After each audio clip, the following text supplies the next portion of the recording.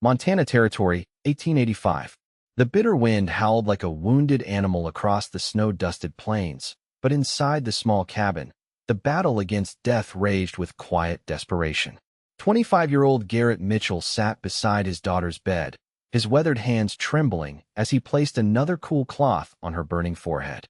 The flickering lantern cast long shadows across his handsome face, highlighting the exhaustion etched into features too young to bear such worry. "Hold on, Lily," he whispered, his voice cracking. "Please hold on." 6-year-old Lily didn't respond. Her tiny chest rose and fell with labored breaths, each one seeming more difficult than the last. The doctor from Helena had come and gone, leaving behind powders and grim predictions. 3 weeks of fever, and now pneumonia had set in. Garrett pressed his palms against his tired eyes. A cowboy knew how to break horses, mend fences, and survive blizzards, but he couldn't fight this invisible enemy stealing his daughter's breath.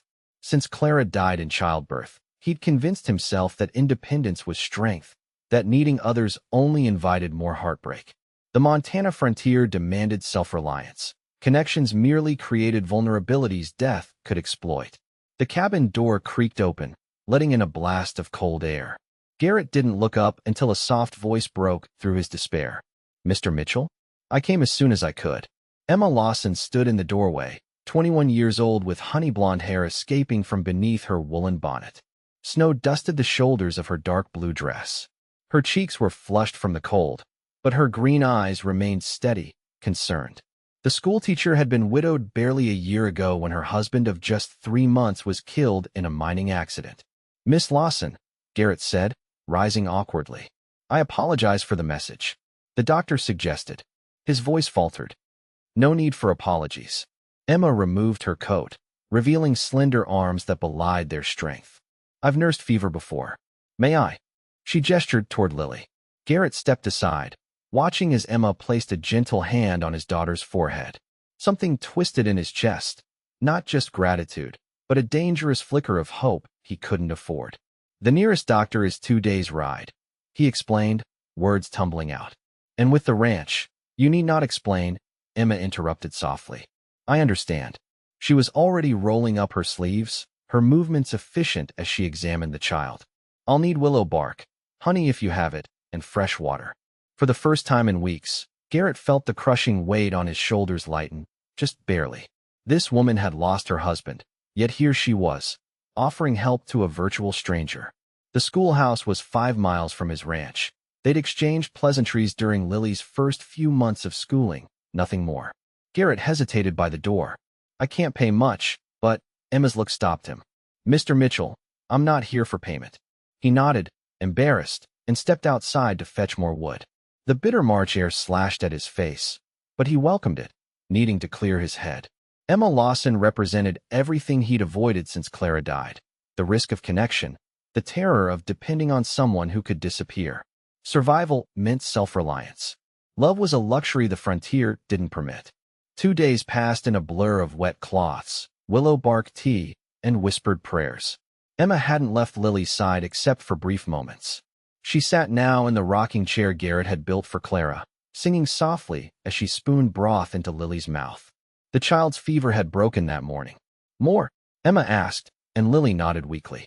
Garrett paused in the doorway, unwilling to intrude on the scene.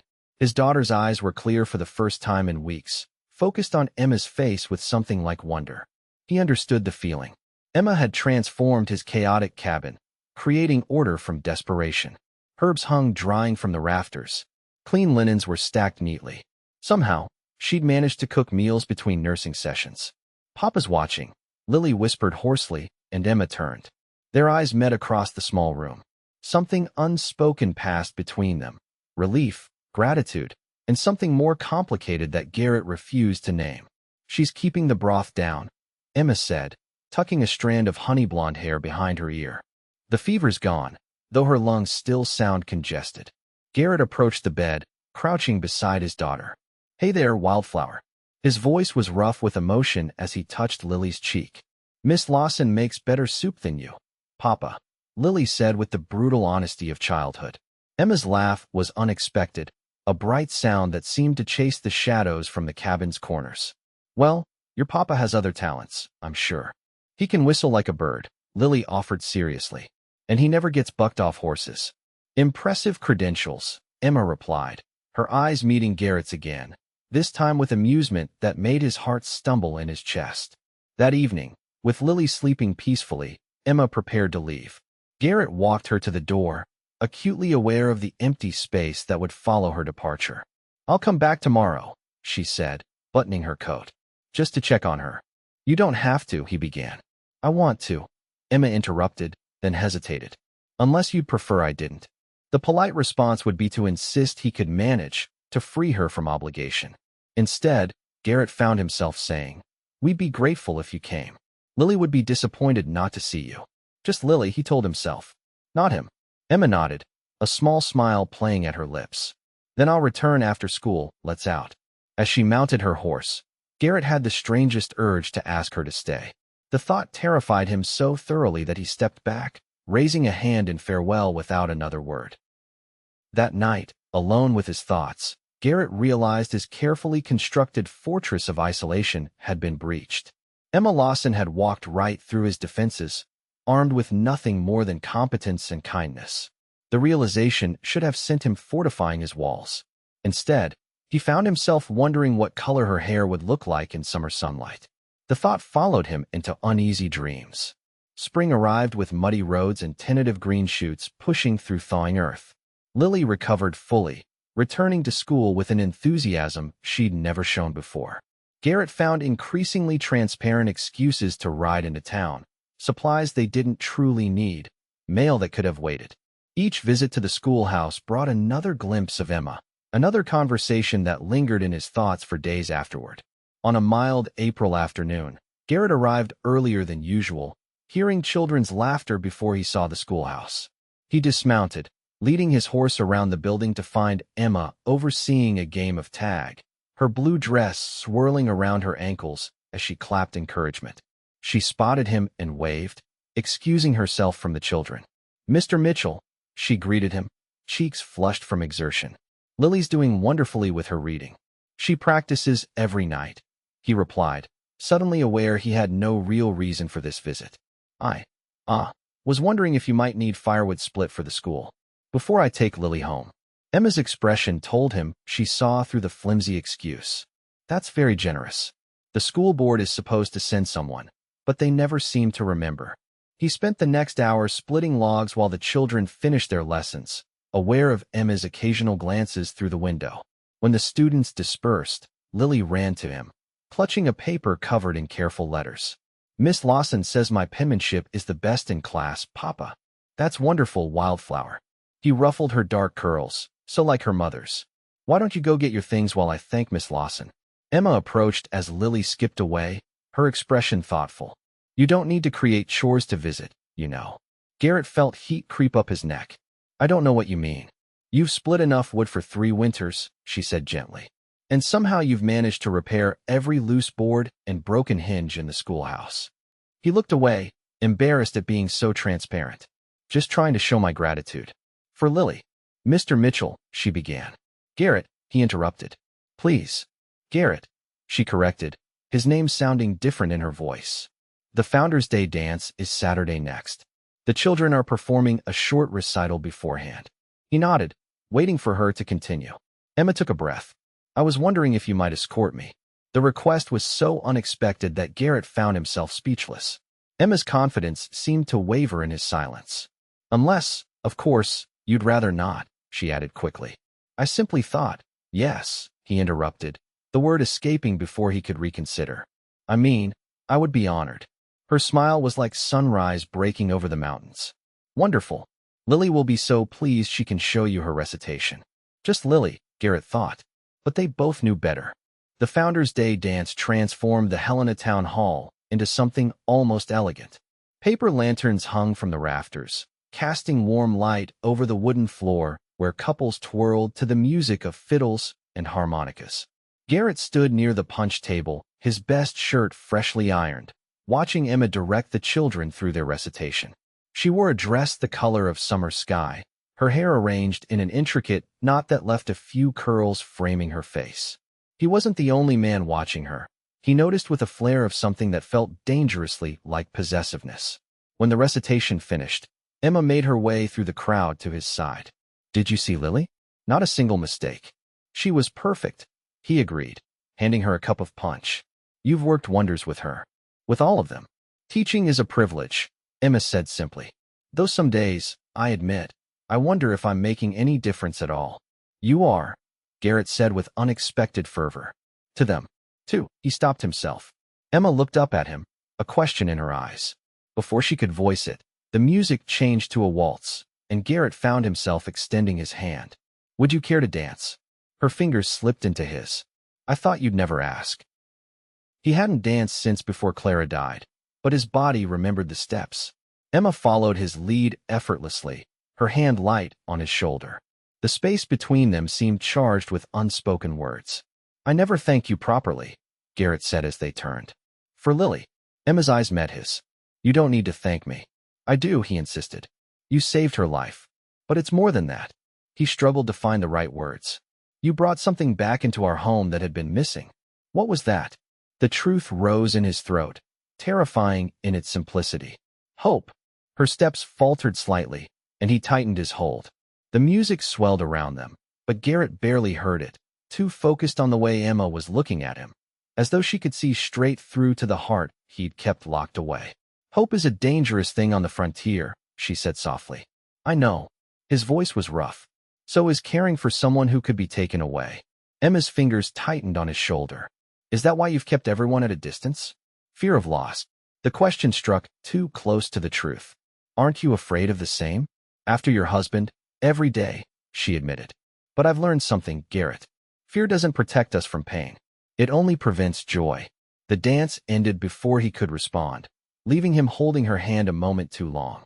Across the room, he noticed several people watching them with interest, including the widow Carson, whose expression could only be described as calculating. The gossip would be all over town by morning.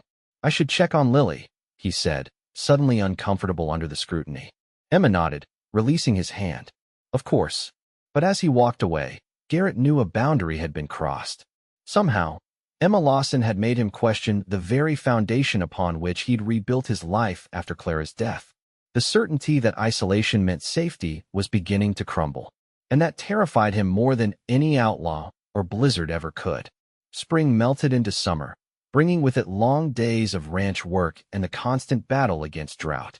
Garrett found himself looking forward to Friday afternoons when Emma brought Lily home from school, often staying for supper. The cabin seemed to brighten in her presence, as though she carried sunlight with her. On a sweltering July evening, they sat on the porch watching Lily chase fireflies in the yard. Crickets chirped in the tall grass, and somewhere in the distance, coyotes called to one another. "She looks so much like you," Emma observed, "especially when she's concentrating." Garrett smiled. "She has her mother's hair, though, and her spirit." "You don't speak of Clara often." "No," he agreed. "It was difficult. She knew the birth would be dangerous. The doctor in Denver warned us, but she wanted a child so badly." He stared into the darkness. "I should have insisted we stay in the city, near proper medical care." Emma was quiet for a moment. "Do you think she would have listened?" "No," Garrett admitted with a sad smile. "Clara was stubborn as they come." "Like someone else I know," Emma said softly. Their eyes met in the gathering darkness. Garrett was acutely aware of how close they sat, how easy it would be to reach for her hand. "Emma," he began, just as Lily ran up, hands cupped around a glowing firefly. "Look what I caught," she exclaimed, momentarily breaking the tension. Later, after Lily was tucked in bed, Garrett walked Emma to her horse. The night had cooled slightly, stars blazing overhead in a vast canopy. "Will you come to the Independence Day picnic next week?" Emma asked as he helped her mount. "The whole town will be there." Garrett hesitated. Public gatherings reminded him of how alone he was, or had been, before Emma. "I'm not much for crowds." "Please." Her eyes caught the moonlight. "Lily would love it." And, he prompted when she didn't continue. Emma squared her shoulders. "And I would like you to be there. With me." The directness of her request left no room for misinterpretation. She was asking for more than his presence at a picnic.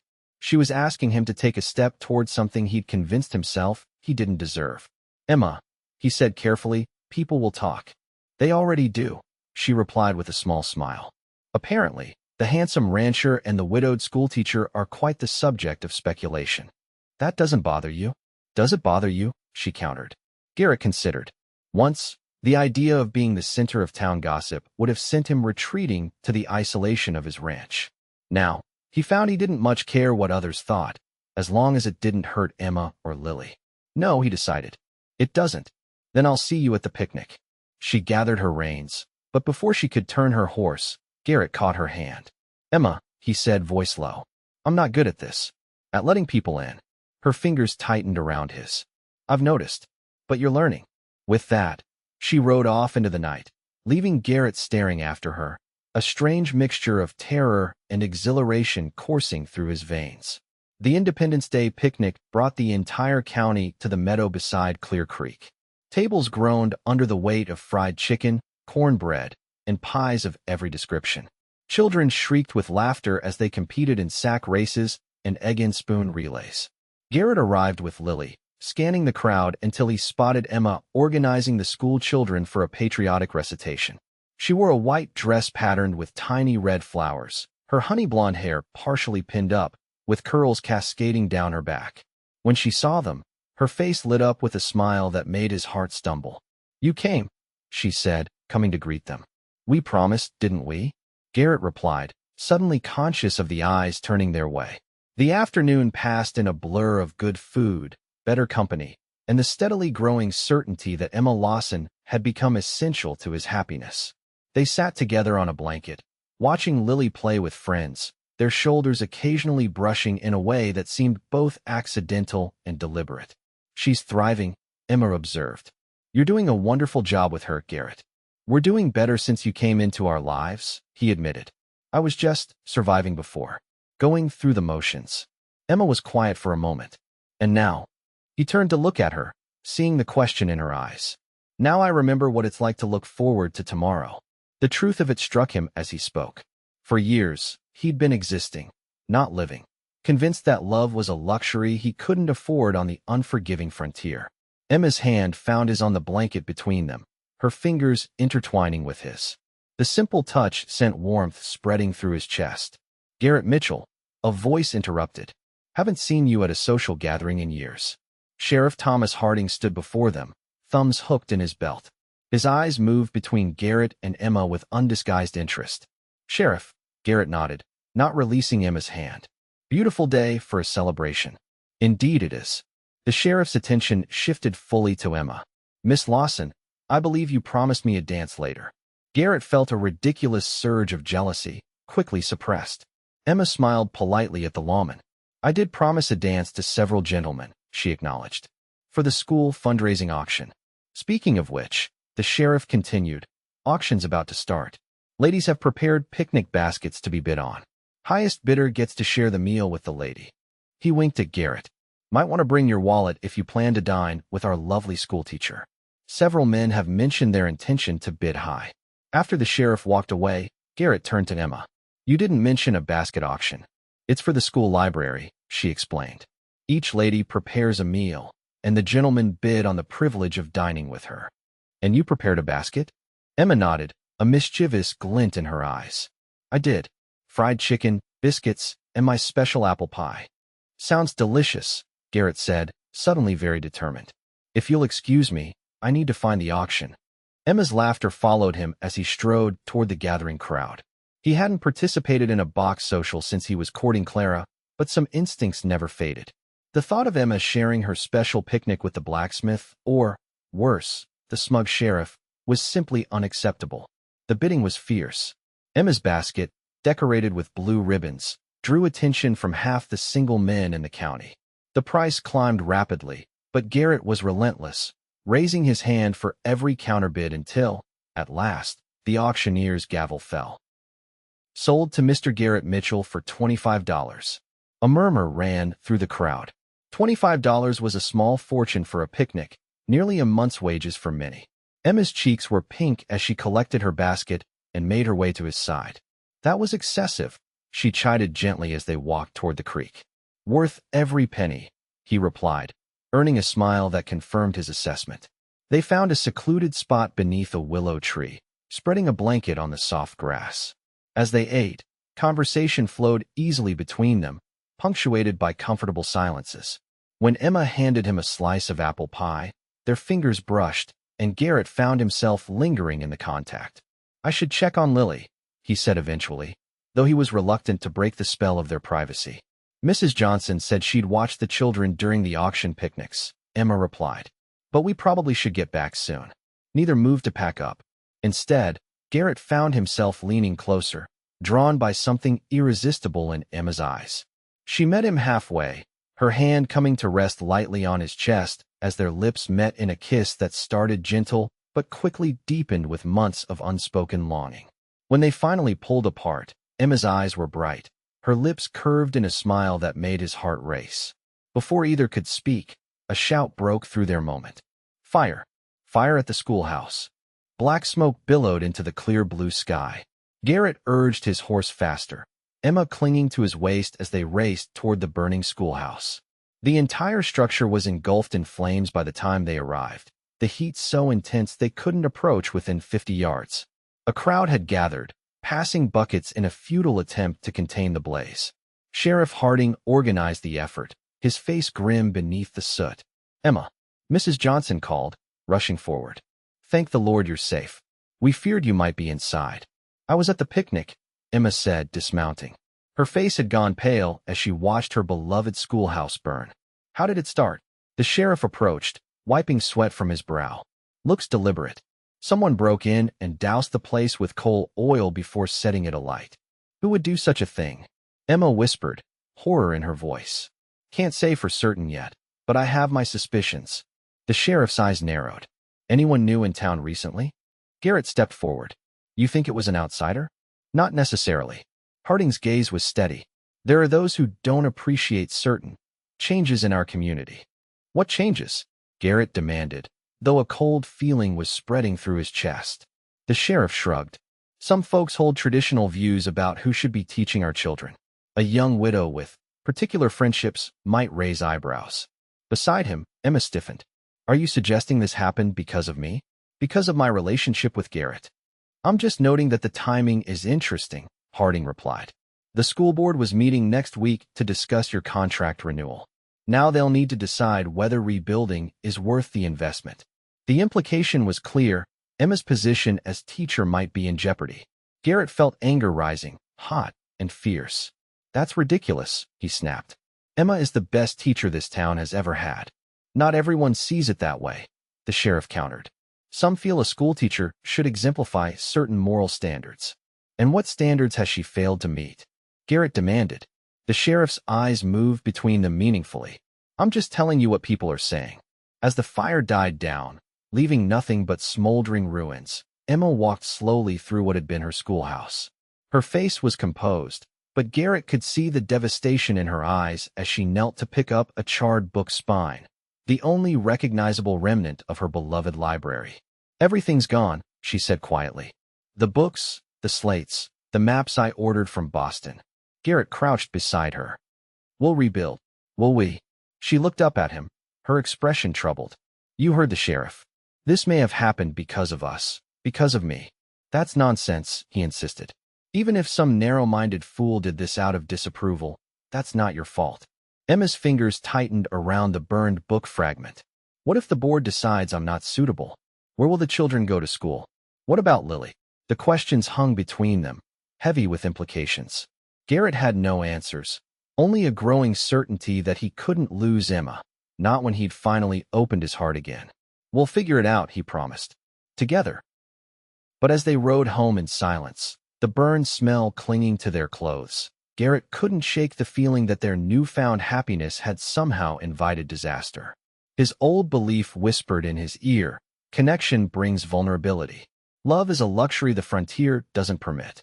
For the first time since Clara died, he'd allowed himself to hope for a future with someone, and now that very connection threatened to destroy Emma's reputation and livelihood.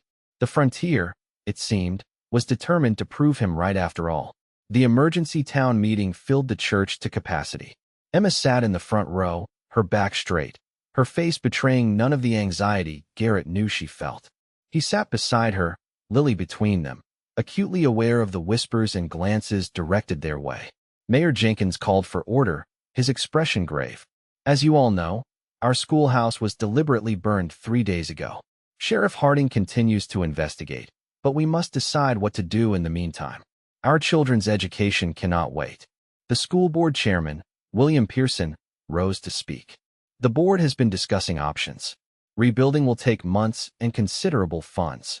My husband and I would be willing to host classes in our barn until winter, Mrs. Taylor offered. It's clean and spacious enough. Murmurs of approval swept through the crowd. A generous offer, Pearson acknowledged. But there's another matter to discuss. He cleared his throat. Some parents have expressed concerns about Miss Lawson's continued employment. Emma's hand tightened on her skirt, but her expression remained composed.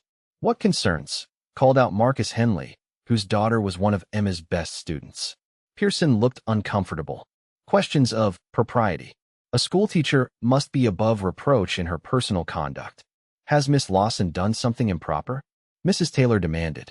Not explicitly, Pearson hedged, but her close association with certain individuals has raised eyebrows. The room erupted in overlapping voices. Garrett fought to contain his anger, knowing an outburst would only confirm their suspicions. I believe I'm this certain individual in question, he said, rising slowly. Every eye in the room turned to him. So let's speak plainly. Miss Lawson saved my daughter's life this winter. She's the finest teacher this town has ever known. If anyone has a specific allegation of impropriety against her, let them make it now, to her face. Silence fell. Pearson shifted uncomfortably. No one is making accusations, the mayor interjected smoothly. But perhaps, given the circumstances, it might be best if Miss Lawson took some time away while we rebuild. You're firing her, Garrett translated flatly. Temporarily relieving her of duties, Pearson corrected. Until the situation resolves itself. Emma stood, her dignity unshaken despite the public humiliation. If I understand correctly, I'm being removed because of rumors about my personal life, specifically my friendship with Mr. Mitchell. It's not just that, Pearson said defensively. The fire was a criminal act that should be investigated, Emma interrupted. Not used as an excuse to dismiss a teacher the children depend on. Several parents nodded in agreement. Garrett felt a surge of pride watching Emma stand her ground. I have given 3 years of my life to this school, she continued. I have taught through blizzards and illness. I have used my own salary to buy books when the budget ran short. If my crime is caring for a good man and his child, then I cannot apologize for it. Her words hung in the air, powerful in their simplicity. Mayor Jenkins looked uncertain, glancing between Emma and the board members. Garrett took a step forward. If Miss Lawson goes, so does my contribution to the rebuilding fund. Pearson's eyes widened. You were planning to contribute? $500, Garrett stated calmly, plus lumber from my land and labor from my ranch hands. The sum was staggering, nearly half the estimated rebuilding cost. Murmurs spread through the crowd. That's very generous, Mayor Jenkins began cautiously. It's conditional, Garrett continued. Miss Lawson stays as teacher. She directs the design of the new school, and the board issues a public statement confirming their complete confidence in her character and abilities. The mayor and school board members exchanged glances. We need to discuss, Pearson started. There's nothing to discuss, Marcus Henley interrupted, standing. I'll match Mitchell's lumber contribution. My children have learned more from Miss Lawson in 2 years than they did in 5, with old Mr. Perkins. Mrs. Taylor rose next. I'll contribute $50 and organize the women's auxiliary to furnish the new school. One by one, parents stood, offering what they could, money, materials, labor. With each pledge, Emma's eyes grew brighter with unshed tears. Finally, Mayor Jenkins raised his hands for silence. I believe the community has spoken. Miss Lawson will continue as teacher, and we'll begin rebuilding immediately, with classes to be held temporarily at the Taylor farm. As the meeting dissolved into planning discussions, Garrett placed his hand lightly on Emma's back, guiding her outside into the fading evening light. You shouldn't have done that, she said once they were alone. $500 is worth every penny, he interrupted. Besides, I'd planned to contribute anyway. Emma studied his face. Why didn't you tell me? I only decided yesterday, he admitted.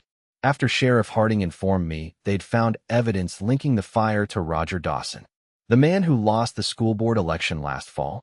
What would he have against me? Garrett hesitated. Not you specifically.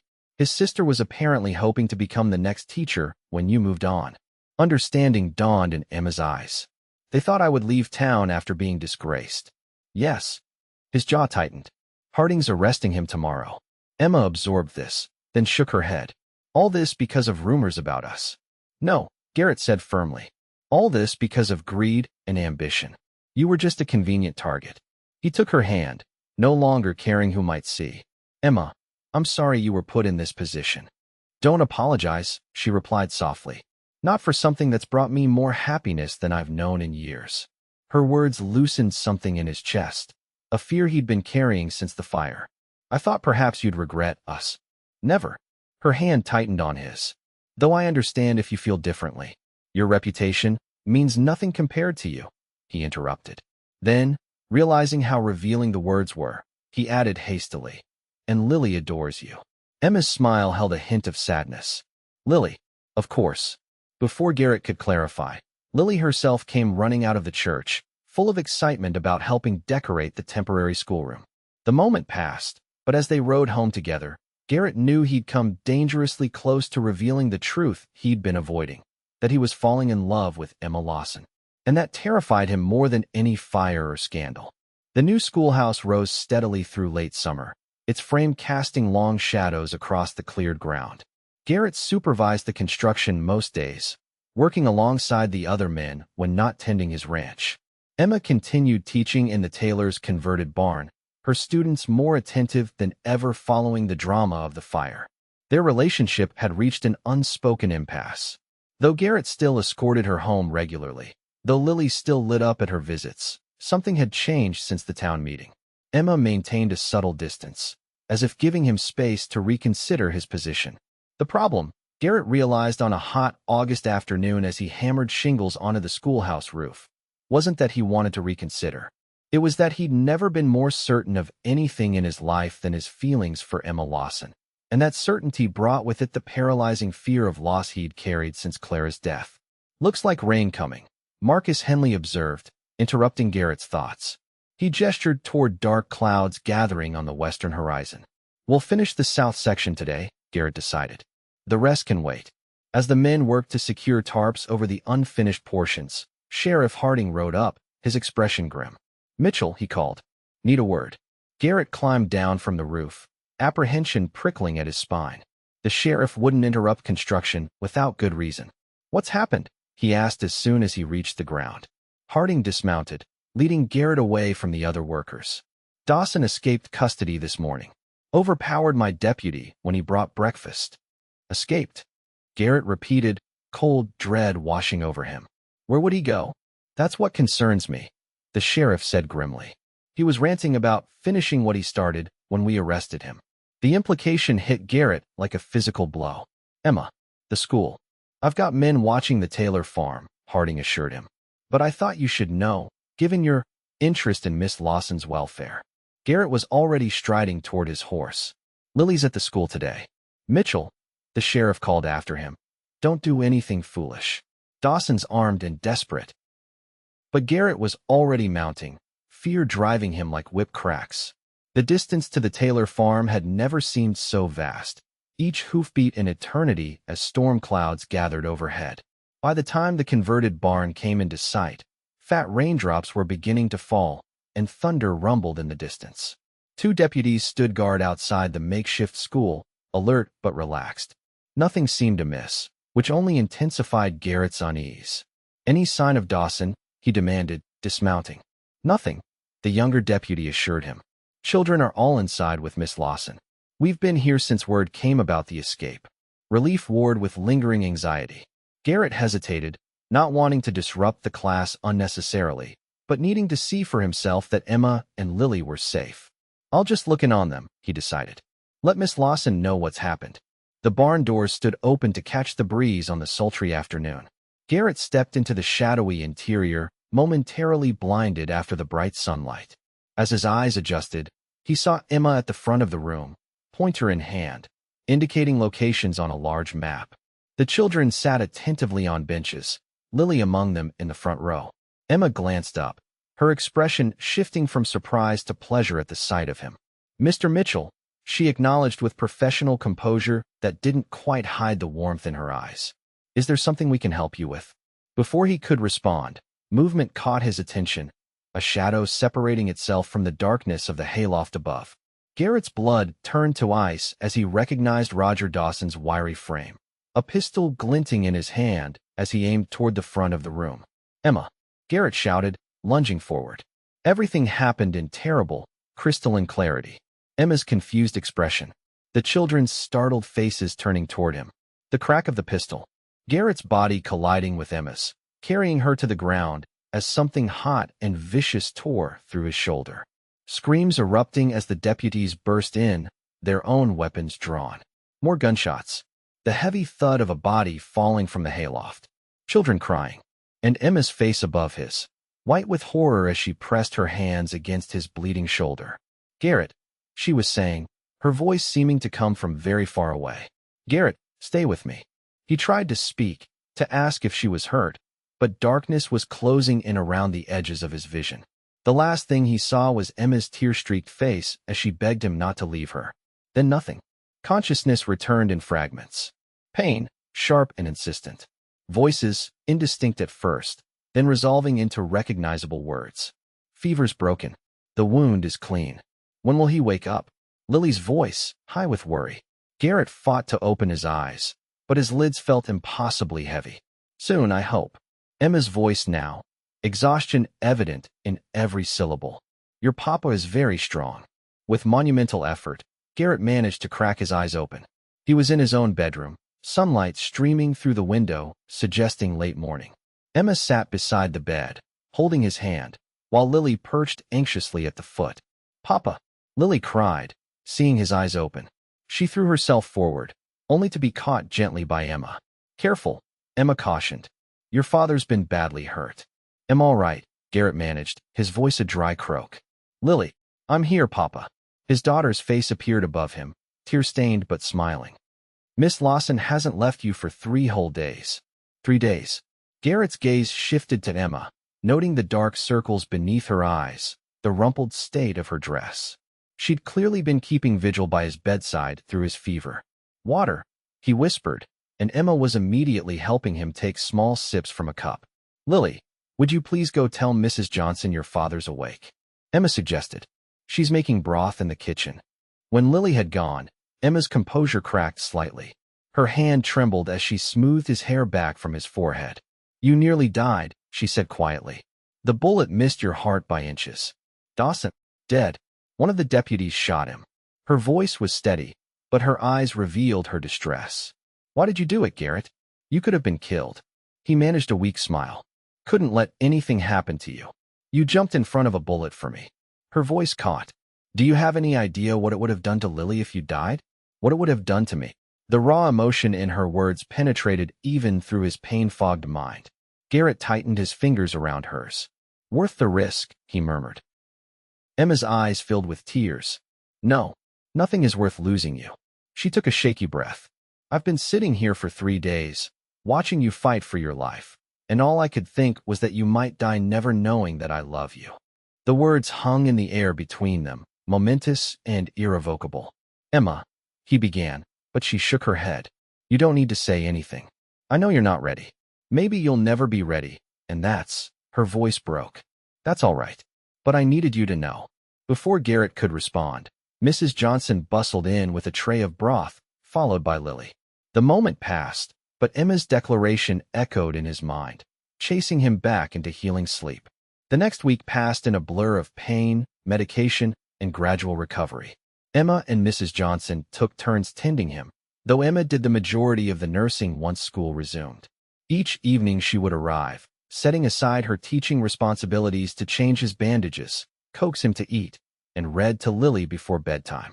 They didn't speak of her confession, but it hovered between them, a truth too significant to ignore, too momentous to casually address. Garrett found himself watching her as she moved about his cabin, the grace in her movements, the gentleness in her hands, the way lamplight caught in her honey-blonde hair. The realization that he might have lost all this, lost her, before ever acknowledging what she meant to him, was almost physically painful. By the time he was able to sit up and move around the cabin, September had painted the surrounding hillsides with gold and crimson. The new schoolhouse was nearly complete, according to Emma's reports, and would open just before the first snow. On a crisp autumn afternoon, Garrett made his way slowly to the porch, settling into a chair to watch the sun sink toward the mountains. Emma joined him after helping Lily with her reading, wrapping a shawl around her shoulders against the evening chill. "Dr. Bennett says you're healing remarkably well," she observed. "Another few weeks, and you should be able to return to light duties." "Thanks to your care," he replied. "I don't know how to repay you." "You don't owe me anything, Garrett." Her voice was soft but certain. "I did it because I wanted to. Because she loved him." The unspoken words hung in the air between them. "Emma," he began, then hesitated, searching for the right way to express what he needed to say. "When I saw Dawson aiming at you, I didn't think. I just moved. There wasn't even a choice to make." She was watching him intently, her green eyes reflecting the sunset's glow. "I've spent years believing that caring for someone was too dangerous, that the frontier doesn't allow for that kind of vulnerability." He looked out across the land that had been both his refuge and his prison. "I was wrong." Emma's breath caught audibly, but she remained silent, waiting. "The night Clara died," Garrett continued, "I made a promise to myself that I would never put my heart at risk again, that I would focus only on Lily and the ranch, that connections were liabilities out here." "I understand," Emma said softly.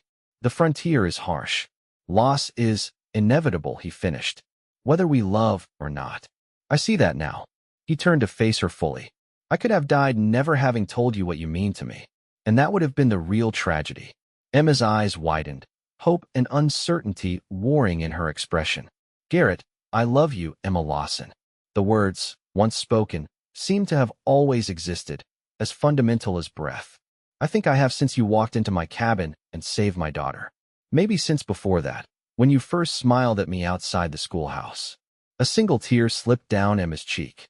"I never thought I'd hear you say that. I should have said it sooner." He reached for her hand, drawing her closer until she perched on the edge of his chair. "I was afraid, not of scandal or gossip, but of feeling this much, of needing someone this way." "I know," she whispered. "I was afraid too, after Thomas died.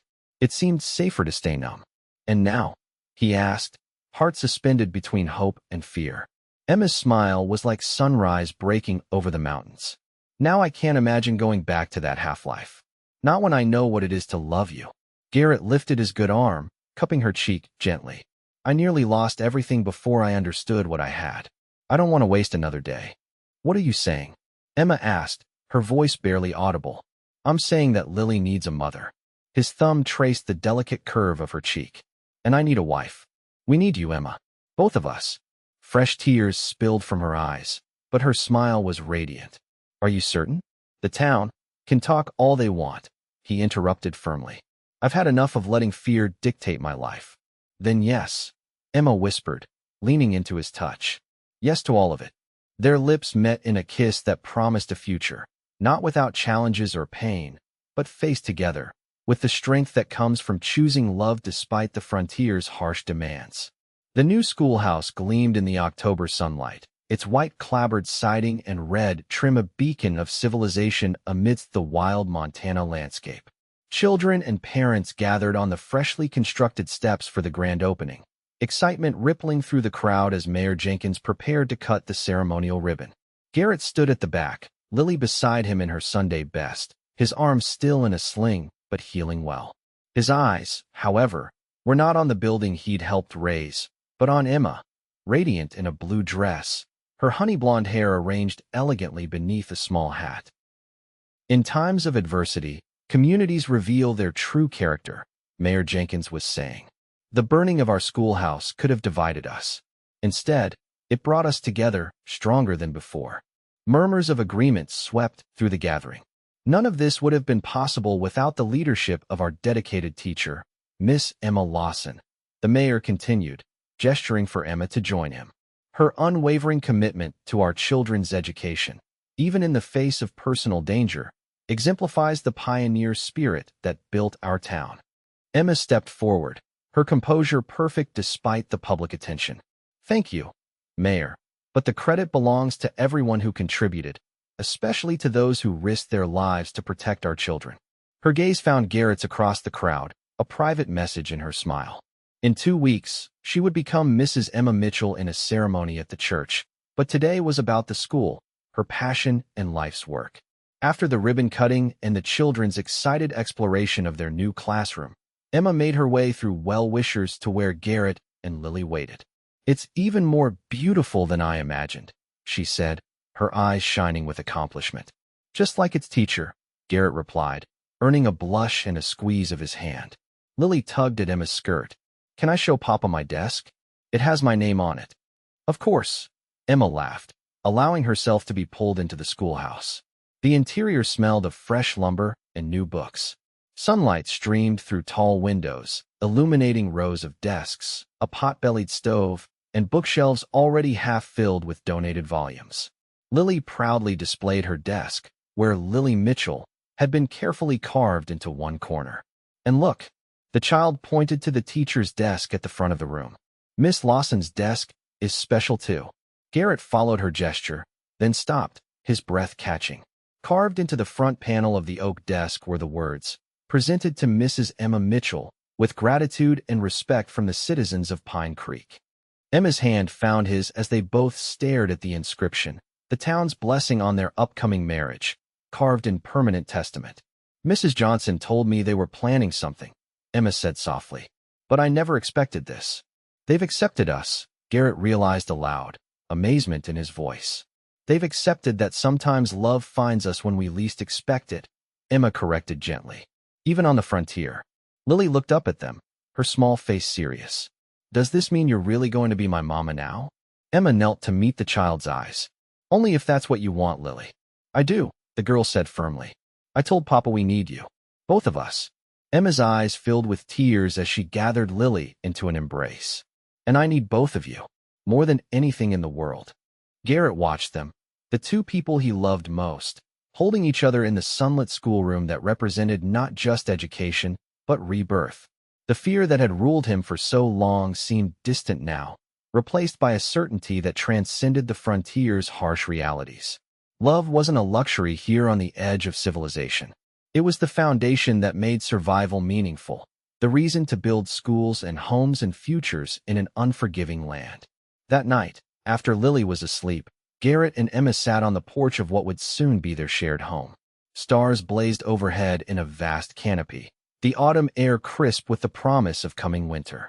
"Are you nervous?" he asked, their fingers intertwined as they watched the moon rise over distant mountains. "About the wedding?" Emma smiled, the starlight catching in her eyes. "Not about marrying you. Though I admit I never imagined becoming both a wife and a mother in the same day."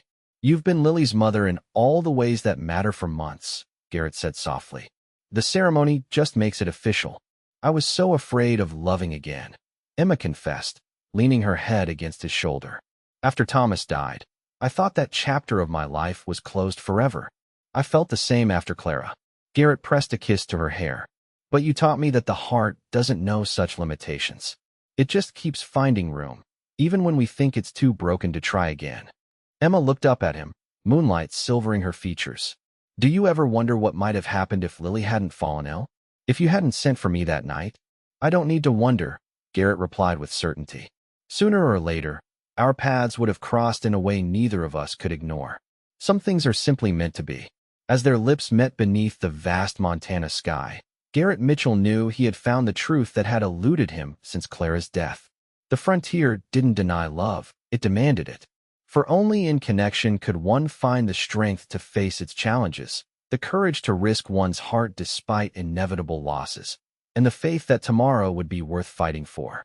In Emma's arms, he had found not just a wife for himself and a mother for Lily, but the home his heart had been searching for all along.